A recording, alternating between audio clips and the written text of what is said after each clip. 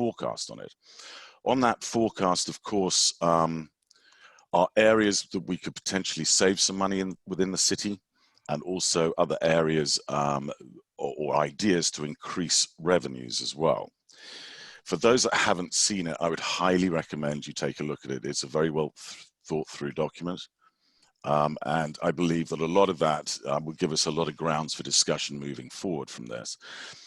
So let me focus a little bit, if I can, on the local businesses here. We are a bedroom community. I think everyone is aware of that. And I believe that it's time that we looked at some significant positive change. And by that, I mean, we need to, I think, bring businesses into this community. We need to support the businesses that are here currently in any way we can. And that might mean TV commercials or partnerships, or frankly, just involving ourselves more in that local community of businesses. In order for us to attract new businesses, we need to incentivize companies. A good example is Canby, who were very successful at bringing Columbia Distributing into their community, which provided a lot of jobs. And given the fact that our #1 income for the state currently is footwear and apparel, that was a good fit for them, and it may be something we ought to look at as well at some point, following along the trends of that particular industry, which is expanding, and as I say, is a significant revenue producer for us. Having said that, we've got a lot of Portland businesses that are, closing and moving. Some of them are fairly large. And it might be an idea to start looking at ways that we can actually bring those, or start some discussions on bringing 1 or 2 of those businesses into this community. We don't have any anchor businesses. The only way really we can grow our tax base, I believe, is through bringing businesses in here. But of course, we've got to incentivize them to come in the first place. Our tax revenue is based predominantly on property taxes, and we've maxed that out, frankly. So we do have to look at other areas to generate revenue, and I think that would be a very sound way of looking at bringing in a business in the medium and long term. I'm a proponent of the waterfront. The vision for the waterfront did not originate with me. That's way before my time, but for whatever reason, a couple of years ago, that project kind of ground to a halt, and I'd like to see us pick that back up again. We do have some regional partnerships or relationships that need patching up, but there is time still, I believe, to rectify that situation and get that project back on track. The coalition, the old police station there, to me, that's always seemed like the gateway to the riverfront. I think it's very important. And I think, again, we have time, hopefully, to sort that out and get it back on track. Tolling, I-5. So I'm sure some of you know, those that don't, this might come as a little bit of a surprise. We're kind of past the point of being able to turn that back. I'll qualify that. There is a very slim possibility, and it is a slim one, that something could be done to turn that around. The signs are already up. The markers are up. It's happening. We've really got an option of, whether we go with route A or route B, and the discussion around how much we charge for it. But the project itself, along with the I-5 one, is pretty much on the cards now to start. So that's something I think that we need to think about. Of course, the congestion there is a serious concern for all of us. How do we remove that traffic off the road or alleviate it? I think there's a couple of things we could look at. One is the timing of, there's not much we can do in the short term to, increase roads and highways, quickly. But what we could do potentially is look at traffic being dispersed at certain times of the day to relieve one enormous congestion point. The other thing is to look maybe more long-term at what I believe our biggest asset is, the water. We're surrounded by it. And maybe long-term wise, look at ways that we can take some cargo off the roads and maybe look at a commuting base between here, all the way down through to McMinnville and all the way up through to Portland. That's long-term. But short-term wise, I really think timing of how we release traffic onto the streets where possible would take a lot of stress off the system. And at that, I'm totally open for questions from this point. Well, we'll take questions at the end for everybody, so we give everybody else a fair amount of time. Well, thank you, Andrew. Appreciate that. And excuse me, everybody, please put your email and contact information in the chat box, so and anybody needs to get a hold of you or have any additional questions, they can. Up next, we'll have Robert. Robert, go ahead, please. Good morning, everyone. I agree with everything Andrew said. In many ways, I do, Andrew. However, your priorities and goals, and those of the other candidates, as well as the councillors, are only wishes unless they're implemented. In order to be implemented, you need a well-functioning city council, which is at the heart of whether West Linn government works and what the tone of the city will be. For almost 40 years, I've been an organization development consultant in private practice. Lived in West Linn for 26 years. My work has been to turn around organizations, business organizations, and governments, cities, counties, regional governments, departments of state government. And I've done that by helping these individuals resolve conflict, build trust, learn how to work together. And when a group or an organization does that as part of its culture, it solves its problems. There is enough talent in almost every organization to solve their own problems. They don't need experts to tell them what specifically they need to do. So I've run a business. I understand business from the inside out. Ours was a C Corp for 28 years. I have a good sense of what it takes to run a business and what it takes to have an effective government. We do not have an effective government, and the first thing that needs to happen if we're going to create a business climate, solve these divisive and emotional community issues like housing, policing, we need a city council that works. We do not have a city council that works. We have not had one for a long time. The cost of dysfunctional city council is high. Perhaps the highest cost is our loss of reputation, our inability to work with regional partners as well as we need to. There's a financial cost. This year, it will cost us on the order of about $300,000 because of additional legal costs, consultants, investigation of the police department. More than that, it results in mismanagement or lack of management of the city manager. And as a result, if you go back to Chris Jordan and a city council that was dysfunctional, he ran the city, avoided rumors of problems in the police department, which if they had been addressed, and if there was a city council strong enough to address and confront him, then we wouldn't have had the false arrest of Michael Fesser. With a more functional city council, they would have had a relationship with Eileen Stein, who never knew really where she stood, whether she was trusted and how open she should be or could be. We've had opportunity losses with businesses that could reside here in West Linn, but because it was too slow on the part of our city government to respond, they went elsewhere. A $2 to $3 million business, the owner I spoke with a few days ago, went to Oregon City. So this is the cost, and this is what needs to be done. I'm running for mayor because this has been my career, which is bringing people together, building trust and solving problems. That, I think, is the first priority. The second priority is to partner with the city manager, who's young and relatively inexperienced, and guide him through a process of looking at what city government can do better.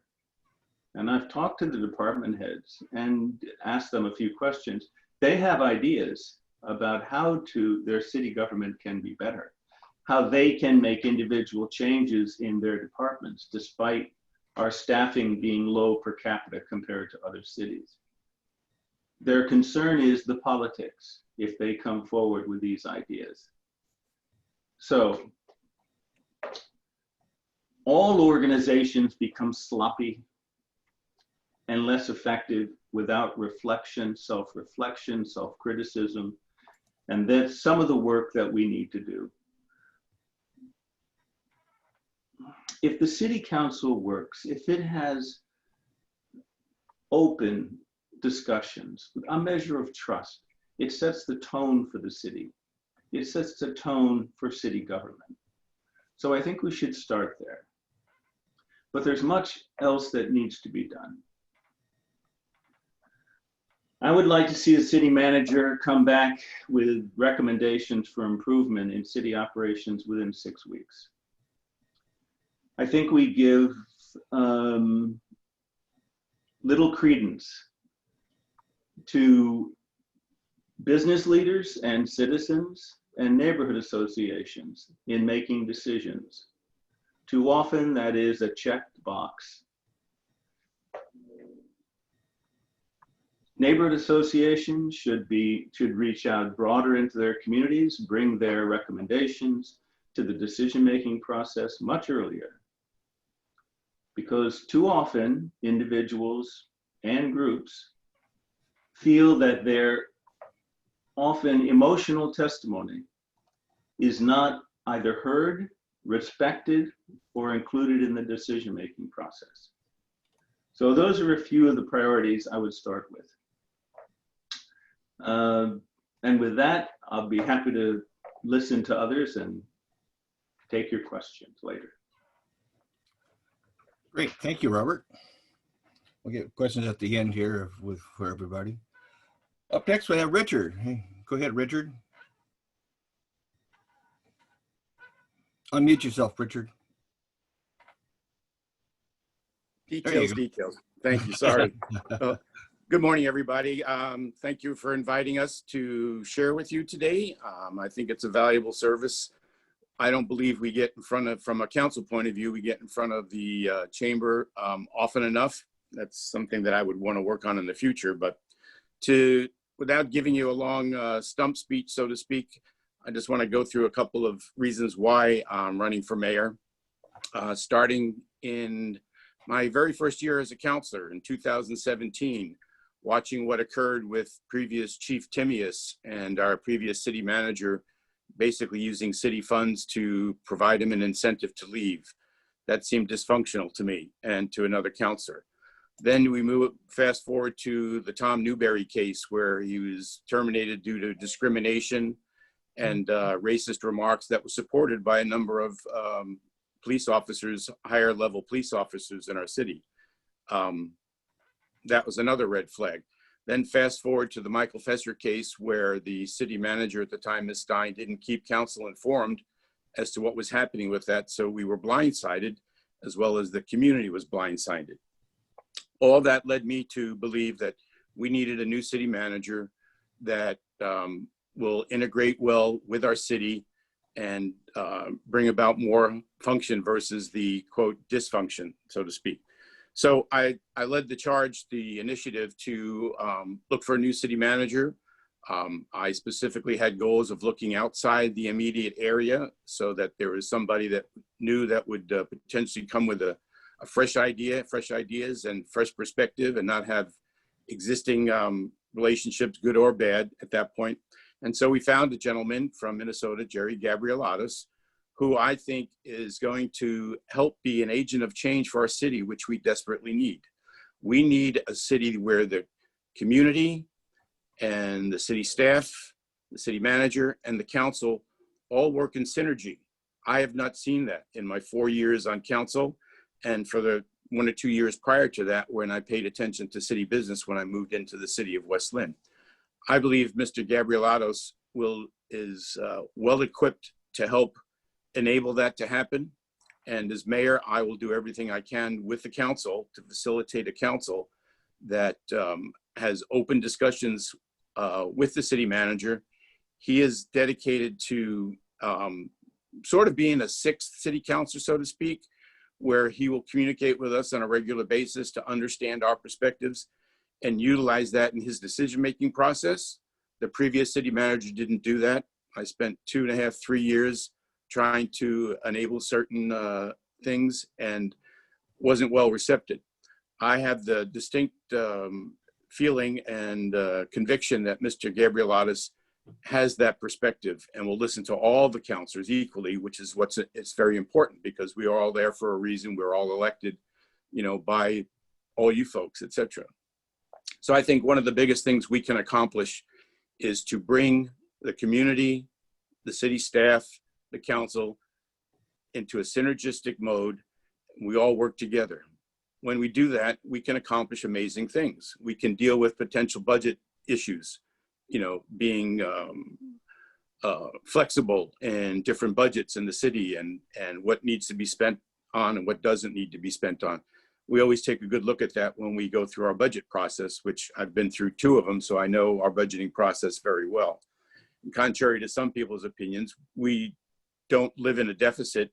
We live sort of hand to mouth, but for an example, this last year, fiscal year that ended in June 30th, we ended with $10 million left over from our budget that pushes over into the next fiscal year, that funds the beginning balances for the city going into the next year. And that's how the city operates. So I think the new city manager will help enable all of that, and we'll be able to move forward. As mayor, I find it very important, and it hasn't occurred in my 4 years as council, for a mayor to listen to and speak with each councilor on a regular basis to understand what's important to them, what do they feel the city needs, what needs to be on our agendas, so that we get a wide picture and not just a limited picture as to what a mayor and a city manager put together for an agenda. To me, that's a limited view, and I've been fighting for 4 years to make sure that all councilors have input into each agenda and what's important to bring forward to our city and how to do that. So I'm looking forward to that as we move forward. And I think a mayor that listens to the council and brings them together, as Bob McCarthy, illuminated for us, that's very important. And we haven't had that. I will do that as your mayor, and I know the city very well. One of your questions that I'd like to address, that's a big one, is your question number 4 with regard to the waterfront. What is the vision for West Linn waterfront? I've had a vision for that for the whole time I've been on council, and we had a consultant that worked on it full time, and he got some movement going where there was some focus, and then the focus just dropped off. He wasn't a consultant anymore. I don't know why. Could have been costs. We were never really told about that. But we need focus on the waterfront. We need a short-term focus. We need a long-term focus, and that hasn't been done. And so one of the things that I would like our new city manager to do is to have a full-time person doing community development with a focus on the waterfront. Some of the specific things that I would like to see there is like a boutique low-rise hotel sitting right off the water, that every room has a view of the falls. That hotel will be filled all the time. I would like to see shops there. I would like to see the chamber be part of first right of refusal to be involved in developing the waterfront and being involved in businesses that might be there. I believe we owe that to our chamber and to give them first priority. So those are a few other ideas before I run out of time to work on the waterfront, and we'll have some time to do that with the questions. So I thank you again for the opportunity, and I look forward to being your next mayor. Thank you, Richard. Appreciate that. Up next is Jules. Go ahead, Jules. Thank you. And Good. thank you for inviting me. It's nice to see everybody. It's a pleasure to be here. So my name is Jules Walters, and I'm running to be the next mayor of West Linn. My family and I moved to West Linn in 2007 because I was impressed by its beautiful parks, fantastic schools, and reputation for safety. And I've worked hard to give back to this city through community volunteerism, activism, and fundraising. In 2018, I ran for city council on a platform that reflects what I value most about our community, our schools, parks, and safety. Now in 2020, I've had the opportunity to reflect on these three values and what it means to uphold them, especially during this time of unrest and uncertainty.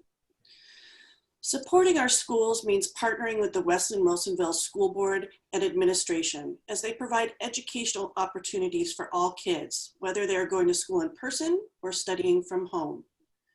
It also means supporting the parents and caregivers who are navigating how to support their students' learning while working full-time and keeping their family healthy. Our parks are a jewel in the crown of West Linn. They've become a welcome respite for everyone during the COVID-19 crisis. Providing safe, socially distanced programs for our community is a top priority for me, and both the Parks and Recreation Department and our beloved local library. Our parks are critical to support the physical and emotional health of our community now and in the future. And safety for our city means a safe and welcoming place for all, regardless of race, religion, gender, or sexual identity. We have heard from many of our Black, Brown, and Indigenous neighbors that they feel unwelcome and unsupported at best, and fearful and traumatized at worst. We have a lot of work to do to fix this, and it must start now. This year, I called for an equity audit and led the charge to create a police oversight task force, which is also the most diverse working group in our city's history. We've had our first meeting last month to address accountability and transparency in the police department. And the goal is to help our community feel safe and our police officers to feel supported. I also proudly represented West Linn in the creation of the first multi-city equity summit with neighboring cities of Tigard, Tualatin, Lake Oswego, and Wilsonville. I've also collaborated with the West Linn-Wilsonville School District to find solutions to harassment and bullying, and including representing the council at their first equity summit in January. We know that this year's election has the potential to chart a new course for our country, but the future of our country depends upon what happens locally within our community. Decisions made at the local level about schools, parks, public safety, transportation, access to clean drinking water, climate action, public health, and economic resiliency inspire innovative solutions and rely on effective, transparent leadership.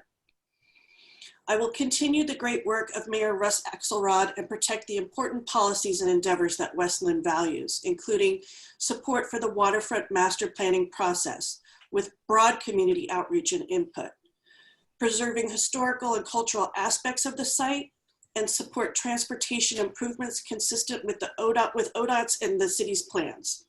And also ensure tribal culture and presence at the falls continues. I will also advocate for the transfer, repair, and reopening of the Willamette Falls locks, and for preserving the rural character of Stafford by developing the small-scale agricultural land use model proposed by the hamlet. I believe that honest, efficient, and transparent leadership is essential to our city, and that's what I'll bring with me as mayor. Now more than ever, we need our city's leadership to represent all of West Linn, not just a few friends or supporters. I have the community support, elected leadership experience, and trusted regional partnerships to make positive change for the future as the next mayor of West Linn. Thank you. Well, you still have a couple minutes there. You go ahead and answer any of the questions that was probably posted there. Go ahead. Sure. Let's see. Let's start with the vision for the waterfront I touched on a little bit. Right now it's just master planning and working on the historic city hall and making sure that we have our key regional partners at the table with us in a respectful way to make sure that that comes together and respects the tribal and historical culture of the falls and the waterfront area, and also using urban renewal funds to go ahead and develop what we can. We don't really own the land down there. We only own the footprint that the historic City Hall sits on. The rest is owned by PGE and other entities. So we have to be able to work with all of those stakeholders collaboratively so that we can go ahead and invest in that area with urban renewal funds to develop a multi-use area, including businesses, as Councillor Sacklick said, hotels and lodging. There's a lot of opportunity down there that will really help support our economy in West Linn. But that's not the only emphasis as far as economic resiliency for us. We need to really be investing in our local businesses that are here now, especially during COVID, when a lot of our retail and restaurant businesses are suffering. And we have a lot of home-based businesses. And what I've heard from our home-based business owners is that they're looking for shared workspace so that when they have meetings, they can do that outside of the home in a professional setting. I think we need to have a bridge to funding mechanisms to offset the costs of healthcare and childcare. When I was a small business owner, those were the three biggest expenses for us were healthcare, childcare, and utilities. So there's opportunities for the city to partner with you to help support funding for that, and grants and opportunities to take some of that burden off the business owner. I would also help with marketing and outreach for our small businesses, just like we did, during COVID. We've had some great Facebook marketing for our small business that needs to continue. And I brought to the table the Business Oregon loans for businesses during COVID. We've given out $20,000 worth of money already. That's going to be refunded by the CARES Act. And there's another $20,000 going out in the next couple of months. And those are just a few things, and I can answer more questions. Thank you. Appreciate that. Thank you very much. And if anybody does have questions for the candidates and stuff to answer, please put that in the chat box. Right now, I'm going to turn this back over to Stephen. Stephen? Hi there. I get to multitask. Hold on 1 second. I'm going to change the clock. I just want to say thank you again, all the candidates. I really appreciate your time and your thoughts and what you'd like to do for our community. Thank you so very much. I'd like to now turn it over to our staff at the West Linn Chamber, Shatrine. Good morning, everybody. Thank you so much for being here and joining us. I just wanted to let you know we do have some exciting things going on. Besides this amazing chance to get to know the city council coming up and now our mayoral candidates, which we thank you again for. We've also got a chance on October 21st, it's Wednesday, is a multi-chamber virtual event. You get to come together with folks from around Lake Oswego, Canby. I mean, it is truly all over, and you get to meet in small groups and network, and then jump to another virtual table to meet many folks all at once. We would love to have you join us for that, as well as on Wednesday, there's a virtual happy hour that we're doing, and it's more of a time to come together for great conversation. You get to BYOB. You can bring water, you can bring whatever you want, coffee, whatever you're feeling, and then we're gonna just have some great conversation, history for West Linn. Jer, our ambassador president, he loves coming up with those questions for us to stump us, and then just a few raffle prizes. So we hope to see you there. And then I think last but not least, we have our But First Coffee, another one that's coming up on the 27th of October. And that we would love to have you join us. It's again, every Tuesday, kind of the third to fourth week of the month. And we come together and network, encourage each other, especially through COVID. So please join us, tell your friends, it'd be lovely. Oh yeah. Oh, sorry, thought I heard somebody. And then finally, we're so excited. We are putting together our community guide. This, I don't know, I'm sure most of you have seen it. You know, I've only been here about 1.5 years, and I was given one, but these are the guides that actually go out to the whole community, and they provide amazing information, not only about our businesses, but about our educational, civil, and recreational things that West Linn is so well known for. We are building it again, and we are looking forward to hopefully incorporating you. We're selling some ads, we're doing different things, but the goal is to make this a piece that not only you can hand out physically to people and tell them, look at us, or have them use it as a reference, especially real estate folks. They can take it, hand it out, but also something to be proud of. And then we'll also have it online, so you can send it to friends. So when they come to visit, or as we build this waterfront, we can encourage them and say, oh yeah, oh my goodness, look at all the amazing stuff we have here. So we are really looking forward to it, and we will have that up and ready for you guys on Friday to look at. And again, thank you for the time, and hope you have a wonderful day. Sure, I cannot see the chat box. Katrine, thank you very, very much. I don't have any questions in the chat box. If anybody's got any questions, please put in the chat box. And we can move on to answer questions. Anybody has questions for the candidates now, we can go ahead and answer those. Okay, I did submit a question to the chat box.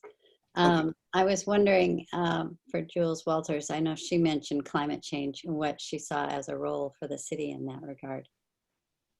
Oh, here we go. Great, thank you. We just received the plan from the Sustainability Advisory Board, of which Kimbria is a member. She's on this call running for council. It's an amazing plan. They're looking to hire, they would like the city to hire a sustainability person, an employee for the city to help us with sustainable practices, which in the long run will help offset the cost of that person. And also start moving our fleet of trucks and cars in the city to electric and other alternative fuels, making sure our buildings are all compliant with environmental standards that make sense. Continue to support gardening with natives, removing pesticides from our parks, encouraging pollinator gardens. There's just so many things we can do, and there's a lot of low-hanging fruit there that we can start with right away. Thank you.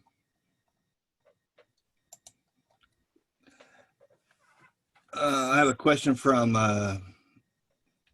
somebody. It says, what is the reason for all the current attorney and mitigation fees within the city council? I don't know. There's a question that somebody put up. If anybody can answer that, it'd be great.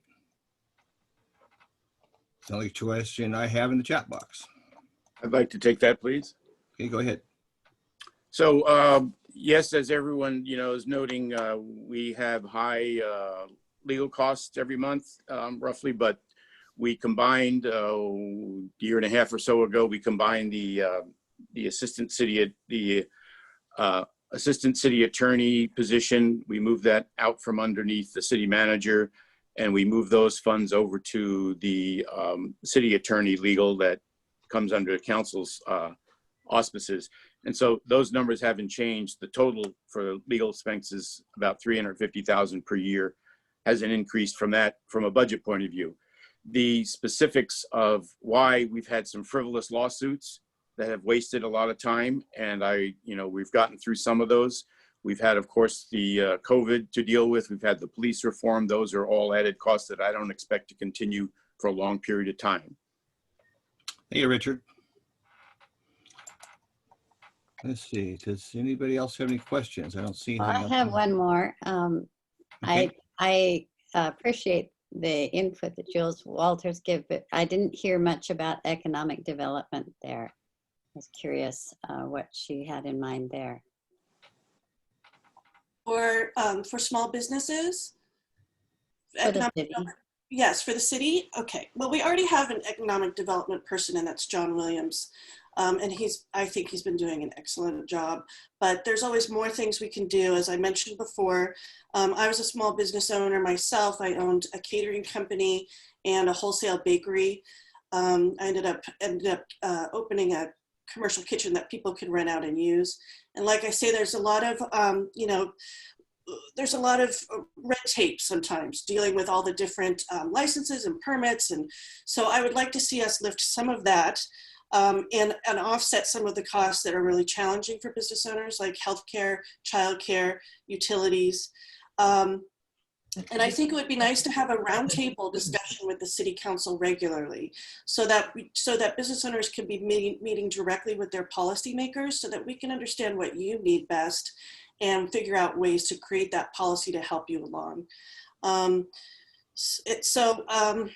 And then there's lots of home-based businesses. So like I said, providing shared workspace so that they can have meetings in a professional setting. Thanks, Jules. Anybody else want to answer that type of question? Yes, Yeah. I would like to. I would. Nope. Well, we'll start with Richard. Go ahead. Richard. Oh, okay. So one of the things we could do, and Jules kind of just mentioned it, and I've been advocating for it for a while, is to have a regular quarterly meeting, maybe 3 times a year meeting with the chamber so that we can share ideas. We have meetings with all of our citizen advisory groups. We do joint work sessions to brainstorm and find out what's going on. That would be very valuable to do that with the chamber.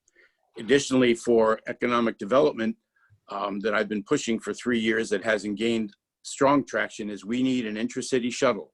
We can do that pretty cost effectively. So can you imagine people up on the hill and that don't have cars, et cetera, to be able to get down to the shopping centers without bringing cars around, which aids sustainability, and be able to move around?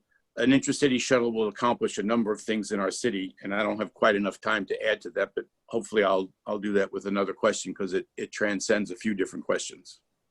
Thank you, Richard. Was that Andrew or who else want to answer that? McCarthy. Okay, go ahead, Robert. My approach would be different. I don't want to meet with you quarterly. I want to charge the chamber with outlining for the city council what needs to be done to improve the business climate.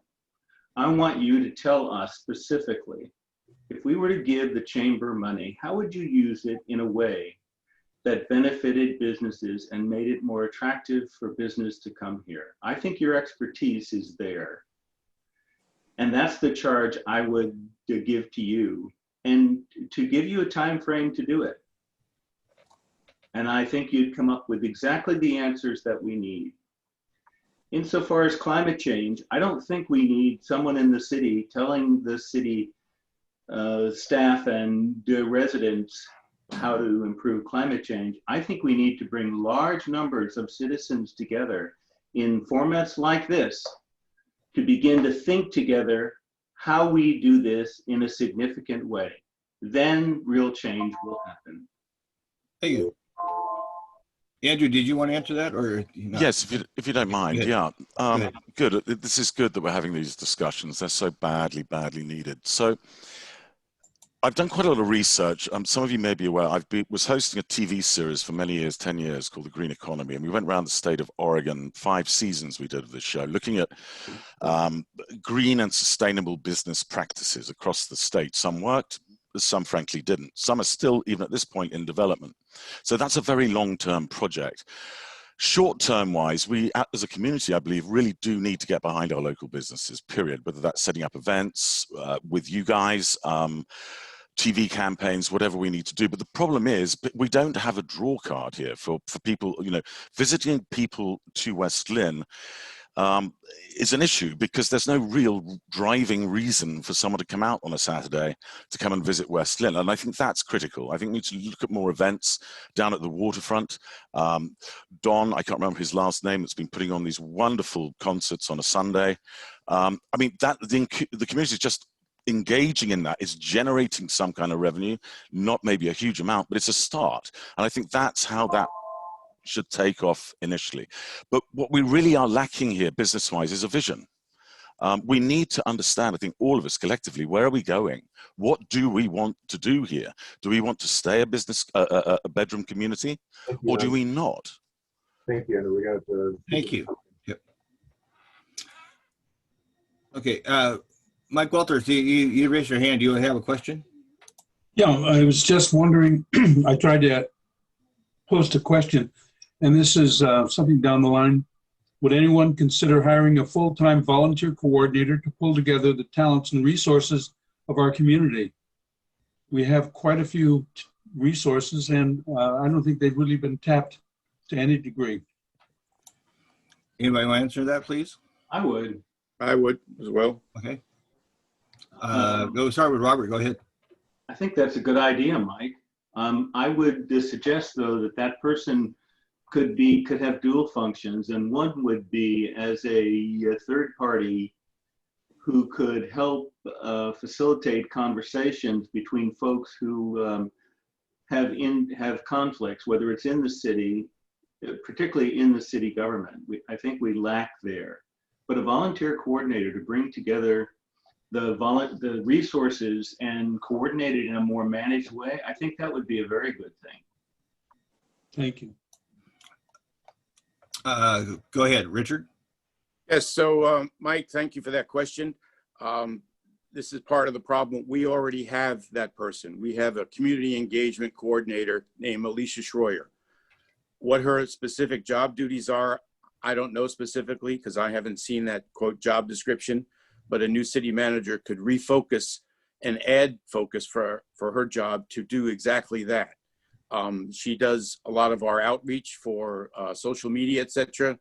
And so this could be an added part of that job to coordinate. I think it's a good idea to put focus on that. We have a lot of great volunteers in our city, parks, etc. The volunteers for all the citizen advisory groups. That would be a good entity, a productive entity, so to speak. Anybody else? Yeah, I'll just be very quick. Rich is absolutely right. That position you're discussing is pretty much, in action as it is now. Maybe maybe we need to look at things, expand it slightly. But really, I've got a million questions for you guys because you are the folks that have suffered through COVID within this business community.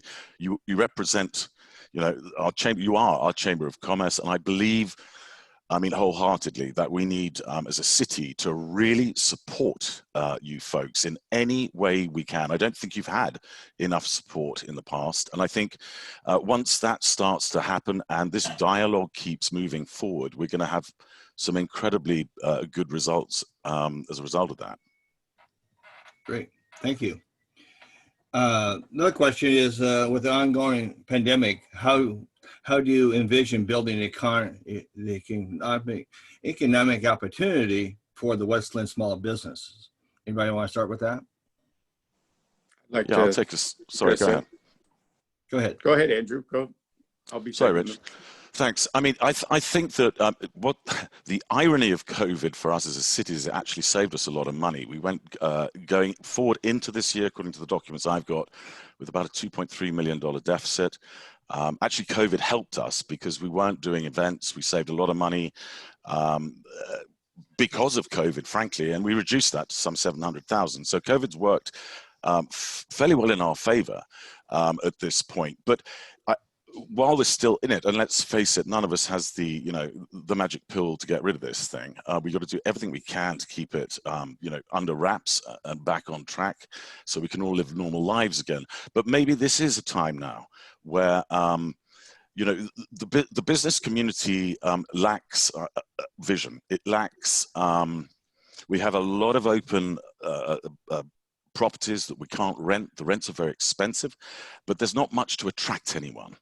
Even if the existing businesses that are struggling need some kind of assistance, and we need to give that to them. Thank you. Richard?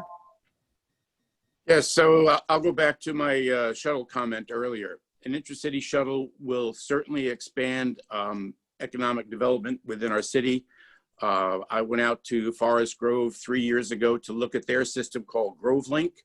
And we were told, I spent time with the gentlemen, the people, the counselors that actually put that program together. And just having that shuttle within Forest Grove, enabling people to get around their city, and their city is flat, increased economic development, economic growth in their city by 30 to 40% in the first year that they did that because of increased accessibility. Another idea that I have that I've been promoting for a number of years is to promote development along 43, low-rise townhomes, duplexes, etc. Do develop a program with maybe a developer to provide them to add for affordable housing, to add density to the business district, which is what you need. You need heat, as it's called, in a business district to improve economic opportunity. So if we did that along with a shuttle to enable people to get around the city easily without cars and parking, that would be very beneficial. Thank you, Richard. Anybody else? Yes, I have a couple of things. One, Richard and Andrew's ideas are fine. The single thing that we can do that most would make West Linn more attractive for economic opportunity is to have a city council that functions very well and a city government that's responsive. Presently, sadly, West Linn is looked askance at, and it's embarrassing to see and listen to what people say about our government, and have for some time. So the first thing we can do is have a government that we're proud of and that reflects the best of us. In answer to an earlier question about why our legal fees are high, they're high because of ridiculously long, not very well run, and painful city council meetings, which cost us $305 per hour for an attorney. Thank you. Jules, you want to answer that? Anything like there? Sure. I think that we have some great opportunities here in West Linn. I know that, you know, the chamber had done some wine tours, like bus tours up through the wineries in Pete's Mountain and Stafford, and those sold out and were very popular. And we have people coming here to utilize our restaurants and our recreational opportunities. We need to find ways to adapt those for COVID, especially now that the weather's beginning to turn. So how can we make sure that people are going out to eat? And some of that could be street parking that's covered. I mean, street dining that's covered. So like, you know, picnic tables, but they're in the parking spaces and covered so that people can continue to dine out or go have a cider or whatever in downtown. And then continue to support the small agricultural farms. We could have our own sort of fruit loop like they do in the Gorge with our wineries and farms. And like Councilor Sacklick mentioned, rezoning Highway 43 to enrich that corridor too for more walkable, sustainable business. Thank you. We have a question from somebody that says, let's see, involved in West Linn Police Department, there's been much talk about defunding the police. What stance do you all take about regarding West Linn Police Department, and how do you make it better while ensuring the public safety of all our citizens? I'll take a stab at that. Okay, whoever started for raising They always respond, so it's alphabetical. Let's go, Andrew, go ahead. All right, thanks. Look, I want to make something clear. I believe, honestly, that we support our police, period. I think it would be a very sad day when we don't. Having said that, you know, if people are at a line and they need to be disciplined, of course, that's got to be dealt with as well. But with this word reform seems to have, you know, several flavors to it. And my flavor of reform in this context would be sitting down and looking at what are these police folks actually, the officers being called out on, and if most of them are sort of issues that they're not trained to handle, then we need to retrain them to handle the large majority of what they're being called out to look at. So that's how I see reform, and I think that any community that raises an eyebrow over the security of its police force, that's a very, very sad situation. So I believe we need to support them, but we also need to keep open dialogue and find out ways of retraining if we need to. Great. Robert? Well, this is personal to me. Our oldest son is a deputy sheriff in Clark County. And the work that needs to be done actually is to change the culture of the department, which is something that requires self-reflection, self-assessment, and leadership.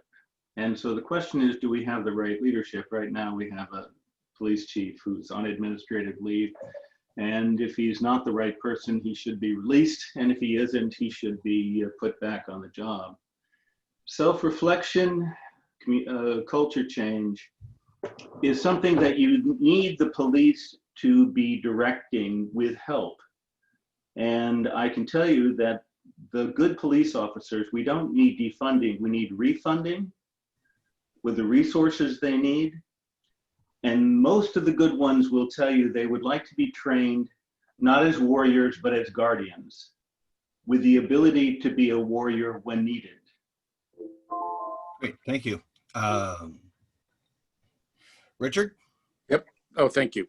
So as far as defunding, I don't believe in, quote, defunding. Everyone has a different definition of what that is. To me, and I just asked the question in a recent meeting, and fortunately our finance director has already started a looking into and defining if we changed our policing model in our city to go to a Clackamas County Sheriff instead of our own police force, which is about $10 million a year in our budget. The Clackamas County could be had for somewhere about half of that. Wilsonville has that model right now. And so we're trying to understand, I asked to bring forward the differences between that model and our current model so we can understand from a financial point of view. As far as our current force, you know, a few bad apples don't make the whole force. I believe in general, most police officers are good and trained well. We need the right leadership to do that. The oversight task force that has just been started is going to start that task, and I as a counselor and I as a mayor will pay close attention to what they advocate for as we move forward. They're very valuable in this process, and they're community-based, which is very important. We want the community giving input into our police force because they haven't had that in the past. Thank you, Richard. And Jules? Thank you. Yes, Kathy, thank you for that question. And of course, defunding the police is such a misnomer. It's frustrating for anybody that's in marketing or branding because that's not really what the issue is. It's about looking at the policies and the budgets and are we spending money the right way? In Clackamas County, we currently have an intergovernmental agreement where if there's a mental health crisis, we can have 2 mental health professionals come out on a call with the police to help de-escalate the situation. But there's only 2 of those mental health professionals for the entire county, and they only work business hours.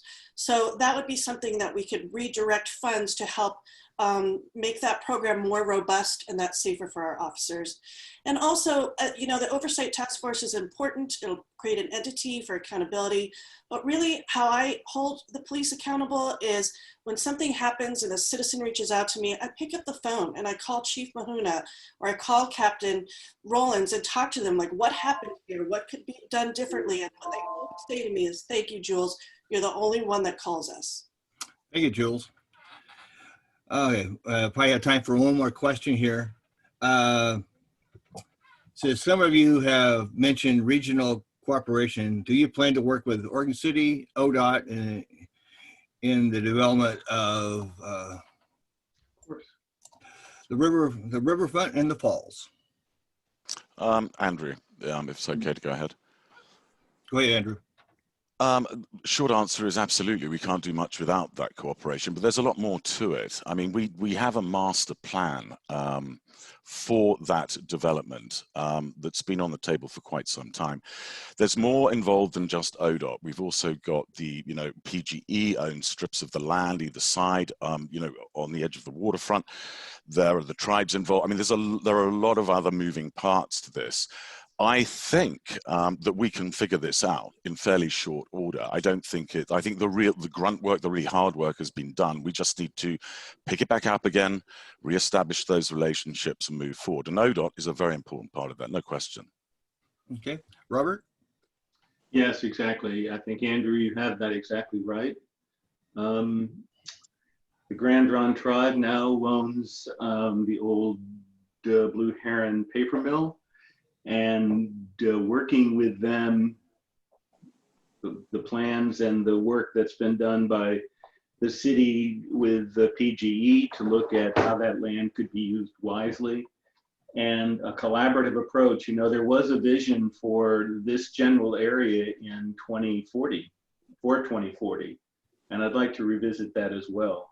But yes, it should be a cooperative, collaborative enterprise. Involving Metro and Oregon City and the other owners of the property. And if we do this wisely with all of our wise and thoughtful voices, we can come up with a plan that we'll be very proud of. Great, thank you. And Richard? Yes, thank you. So as some may not realize or understand, we have been working with ODOT already. ODOT has been talking with us about circles down at the bottom of 43 with the entrance towards the Arch Bridge. And those are in planning and will eventually get implemented. I had an idea 3 or 4 years ago, again, closing the Arch Bridge to cars and making it bikes and walking traffic to integrate as we move forward with developing our side of the falls in the waterfront to integrate it with the Blue Heron site now that the Grand Ronde has taken that over, because it kind of was befuddled for a little while with the previous owner. We can integrate kind of like a horseshoe of incredible economic development for both our cities. And it takes somebody to bring focus to it with a short-term plan and a long-term plan. We need a very specific community development director that works on that, that puts those plans together. Years ago, when I was the liaison for the Economic Development Committee, we brought in the planners that developed the Oregon City plan for that Blue Heron, the original plan, to help understand how they did it and what they did to do it. So we were working with them to have a similar plan. So working together is important. Thank you, Richard. And Jules? Jules? Yes, sorry, I had to unmute. Oh. No, it's complicated. I totally agree with everybody. The waterfront and the falls are an exciting opportunity for us. We should be working on our master plan right now. It's been sort of stalled, so we need to get back to that work right away. Yes, ODOT has plans for roundabouts, traffic circles down in that area, but this is really more of a mid-range, long-range plan to get it all coordinated together. But in order to have it happen in a way that benefits both sides of the river, we really need to be working in a collaborative way. We need to be making sure that we're inviting our partners, all of our partners, to the table, making them feel welcome, making them feel like they have the right to be invested in this as much as we are. And I think there'll be a great opportunity for that in the future. So, and that's state level, Oregon City, all of our partners in the region that are going to enjoy that area with us. Thank you. Thanks, everybody. Turn this back. Could I add one more comment that everyone could benefit by? We got maybe about 2 seconds here. Go ahead. Yeah, 2 seconds. I just want to remind everybody, because we're all wanting the same thing. Our new city manager, when he came to visit for interviews, I took him out to the Arch Bridge and we looked at the falls and the locks, and his eyes bulged and he said, "That's an opportunity. I can't believe not much is done." So he is already on the page with all of us to do that. And that's a real big plus. That's good to know. Thank you very much. So turn this back over to Stephen. All right, thank you. Thank you guys and ladies for being on this today, and appreciate your insight, your input on what you guys want to do. I can't see the chat box, unfortunately, so I hope that you guys put good contact information in there for if anybody has any additional questions. We'll stay on for another minute or so people can grab that from you. And then if anyone wants to reach out to them and have additional questions, feel free to do so. Again, thank you so much for your time. Garrett, thank you for taking care of this screen, and the Mayor candidates. You guys have a wonderful day, and as soon as everybody's got the contact information, we'll stay on for about another minute or so, and then we'll go ahead and end the call. Thank you, everybody. And thank you, Have a great everyone. week. It's going to be a nice day today. Thank you all very much. Much appreciated. Thank you for coming. Thanks, Yes. guys, for putting this Yeah. together. It's so good to have. I mean, we need this. We need more dialogue, more conversation. It's just Exactly. starting. So badly needed. It's really, really good news. Thank you all very much. Awesome. Thank you. Have a great day, everyone. Yes, everyone have a wonderful day.